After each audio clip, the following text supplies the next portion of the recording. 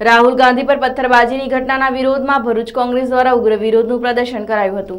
ગતરોજ કોંગ્રેસના રાષ્ટ્રીય ઉપાધ્યક્ષ રાહુલ ગાંધી બનાસકાંઠા ખાતે આવેલા પૂરની સ્થિતિને કારણે હાલાકી ભોગવી રહેલા લોકોની મુલાકાતે આવ્યા હતા। તે દરમિયાન રાહુલ ગાંધીની ગાડી ઉપર પથ્થરબાજી કરવામાં આવી હતી, જેના કારણે એક એસપીજી જવાન ઘાયલ થયો હતો અને રાહુલ ગાંધીનો આબાદ બચાવ થયો હતો।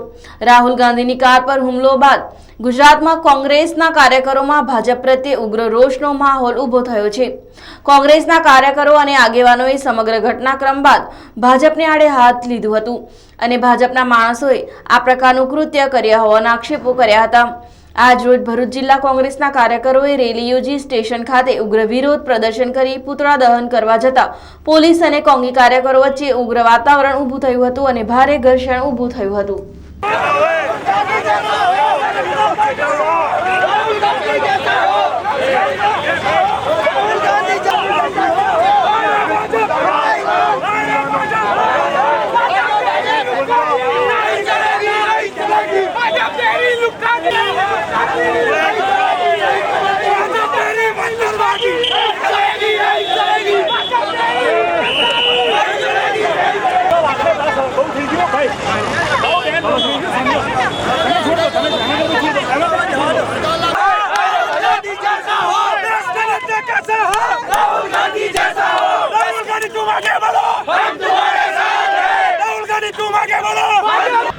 મેઘ તાંડવ દ્વારા ગુજરાતમાં હોનારત થઈ છે, એના અનુસંધાનમાં લોકોની જે હાલાકી છે એ હાલાકીનો જાયજો કરવા માટે અમારા ઉપાધ્યક્ષ શ્રી રાહુલ ગાંધી આવેલા ગઈકાલે, અને આ ભાજપના લોકોને નિમ્ન કક્ષાએ જઈને એમની ગાડી ઉપર જે પથ્થરમારો કરેલો છે, કોઈ મત માટે કે કોઈ પ્રચાર માટે નથી આવ્યા, પણ જે પૂર પીડિતો છે એના માટે એમની સરાહના કરવા માટે ભાજપ સરકાર આ તબક્કે ફેલ છે, તો કોંગ્રેસ હર હંમેશ માટે વર્ષોથી લોકોની વારે રહી છે અને રહેવાની છે।